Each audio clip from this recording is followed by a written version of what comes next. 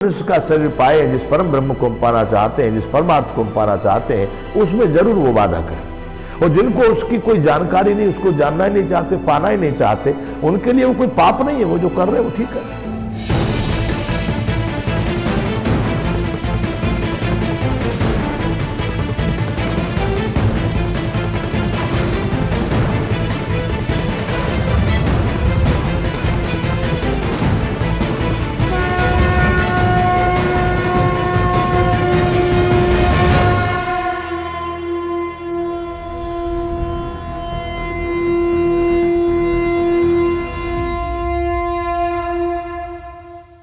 जय विश्व बंधु।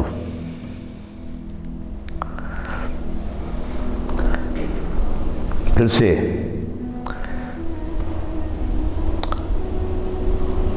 अध्यात्म भारती इस कार्यक्रम में आप सबका स्वागत है।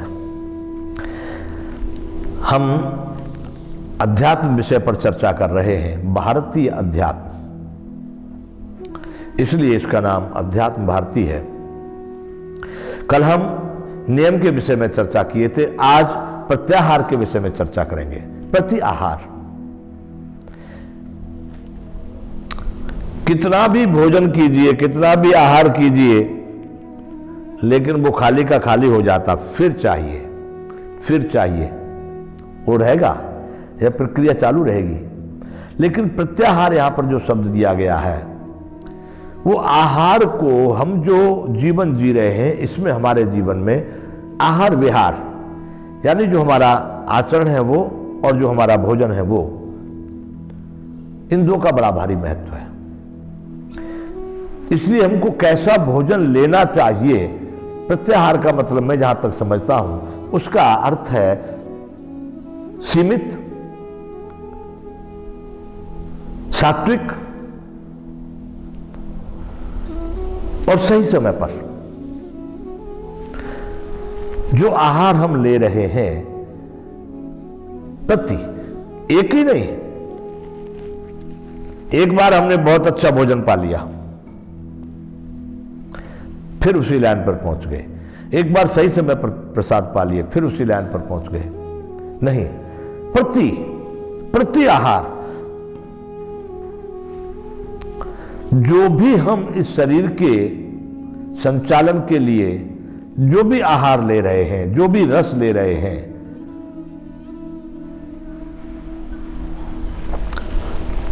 भक्ष्य भोज्य चोष्य जो भी ले रहे हैं,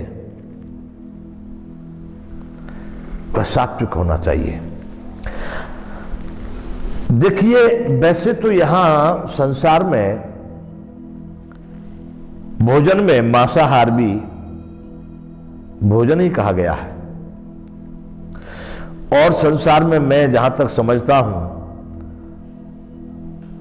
50% से अधिक लोग होंगे जो मांस का भक्षण करते हैं, या सीधा कहा जाए तो मांसाहारी हैं। अब मैं इस बेस में बैठ के यूं कह दूं वो सब बड़े पापी हैं, बड़े दुरात्मा हैं, बड़े निकृष्ट हैं, तो ये बात बिल्कुल गलत होगी। कोई युग ऐसा नहीं था जब मांसाहार नहीं था, कोई सृष्टि में समय ऐसा नहीं था जब मांसाहार नहीं था।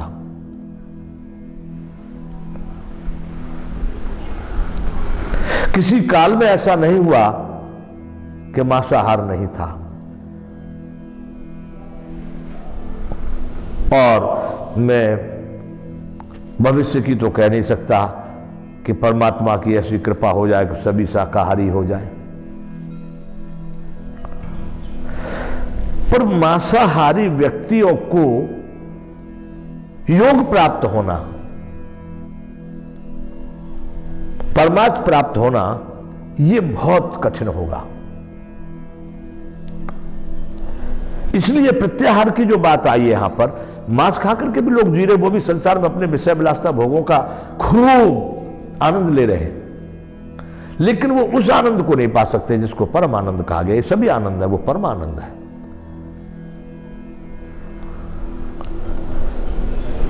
हमारे में लोग जड़ी बूटी है, प्याज है या लहसुन है, ये औषधियां हैं। लेकिन भारत में विविध प्रकार की धारणाएं, विविध प्रकार के समुदाय, विविध प्रकार के समूह हैं, अनेक अनेक समूह में अनेक अनेक प्रकार की धारणाएं। कोई कोई तो जमीन के अंदर की वस्तु ले लेते, आलू, गाजर और शकरकंद को भी जो है नहीं लेना चाहते। तो उनकी भी धारणा कुछ होगी, उसके पीछे भी संभव है कि उसी धारणा में, प्रत्याहार की धारणा में, कि वह आहार उनके मार्ग में, उनके मंजिल को, उनके लक्ष्य तक पहुंचने में कुछ रुकावट करता होगा। आहार से ही हमारे शरीर में 7 धातुओं का संचालन होता है। 8वां जो जीवन है वो है ओज। रस, रक्त, मांस, मेद, मज्जा, अस्थि, शुक्र, ये 7 धातु है आहार से ही। और इन धातुओं के अनुसार हमारी विचारधारा तैयार होती है। साधारण भाषा में यहां पर लोग एक बात कहते हैं, जैसा अन्न वैसा मन। तो कोई भी आहार करना मेरी दृष्टि में, मैं उसको पाप नहीं मानता। यदि पाप माना जाए तो क्यों, कि वह अपने कल्याण में बाधक है। हमारी मुक्ति में हम जिस लिए मनुष्य का शरीर पाए, जिस परम ब्रह्म को हम पाना चाहते हैं, जिस परमार्थ को हम पाना चाहते हैं, उसमें जरूर वो बाधक है। और जिनको उसकी कोई जानकारी नहीं, उसको जानना ही नहीं चाहते, पाना ही नहीं चाहते, उनके लिए वो कोई पाप नहीं है। वो जो कर रहे हैं वो ठीक है, वह भी आहार है, अपना पा रहे हैं। परंतु अध्यात्म में योग की दिशा में जाने वाले व्यक्ति के लिए प्रत्याहार, किस तरह का आहार लेना है, सात्विक, संयमित, सीमित, सही समय पर। और उन आहारों में अगर मुझे पूछा जाए तो मैं कहूंगा ज्यादा से ज्यादा चिकने, रसयुक्त, मधुर, ताजी फल या अन्य जड़ी बूटियां भी हैं, यहां तक पत्ते और डालियों के रस भी हैं। वो जीवन में उस तरह का एक वातावरण हमारे शरीर में पैदा करते हैं कि हम जो है स्वयं ही, हमारी मानसिकता बहुत उच्च कोटि की होने लगती है। आहार का हमारे जीवन में बहुत बड़ा महत्व है। जो जिस प्रकार का आहार पा रहा है, उसके बुद्धि विचार भी उसी प्रकार के हो जाते हैं। इसलिए प्रति आहार, जो जो आहार आप जिस समय पा रहे हैं, उसको नियमित, संयमित करके सही समय पर, सही रूप से, सही मात्रा में उनको लेना मेरा अपना विचार है। सबसे उत्तम अनेक प्रकार की जड़ी बूटियां हैं, अनेक प्रकार के फल इत्यादि हैं, उनके रस या उनका सेवन योगियों के लिए, योग की दिशा में जाने वाले लोगों के लिए सबसे उत्तम। दूसरे नंबर पर फिर जो दूध इत्यादि जो आते हैं, मधुर, वह है। तीसरे नंबर पर फिर कंदमूल फल भी आ जाते हैं कि जो जमीन से निकले हुए गाजर, आलू, शक्करिया वगैरह हैं, ये भी उसमें आ जाते हैं।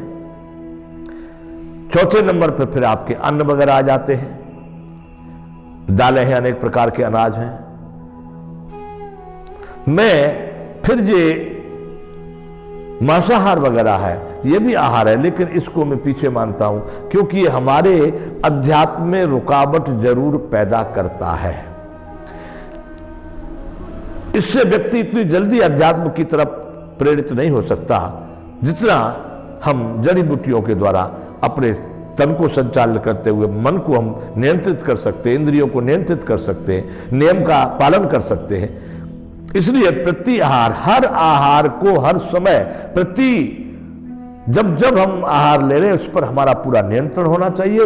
और वह आहार सात्विक, सही समय पर, संयमित और सीमित होना चाहिए। उस तरह के आहार को आप लोग कुछ दिन लेके देखिए, आपकी बीमारियां भी, जो वायु के रोग हैं, पित्त के रोग हैं, अनेक प्रकार के रोग हैं, ये भी हम बताएंगे। हमारा एक विषय आएगा जिसका नाम है स्वास्थ्य भारती। उसमें आप सुनेंगे ये बातें कम लोगों को समझ पड़ेंगी। ये बातें जो हम कह रहे हैं ये उन लोगों की जो इस रास्ते के लोग हैं, जो योग ध्यान धारणा ये चंद लोग होंगे, मुट्ठी भर लोग होंगे जो इन बातों को समझ पाएंगे। लेकिन वो बातें कैसी होंगी जिसको सर्वसाधारण सभी समझेंगे। तो स्वास्थ्य भारती में हम इनके विषय में बताएंगे। लेकिन आज प्रत्याहार के विषय में हमने जो कहा है कि सात्विक और संयमित आहार आप सब सही समय पर लें। और जहां तक सही समय की बात है तो सूरज निकलने से 2 घंटे के अंदर में, आधे घंटे पहले सूरज, 2 घंटे के बाद सूरज 7 बजे निकल रहा है तो आप 9 बजे तक आहार ले लें, या सूरज छिपने से 1 घंटे के अंदर में, मान लीजिए 6 बजे छिप रहा है तो 5, साढ़े 5 के बाद में आप आहार ले लें। वह भी एक उत्तम प्रकार का समय का निर्धारण है। और आहार जैसे बताए गए उस तरह का आप लें। तो ये प्रत्याहार जो है आपके जीवन में योग में बहुत बड़ा सहायक होगा।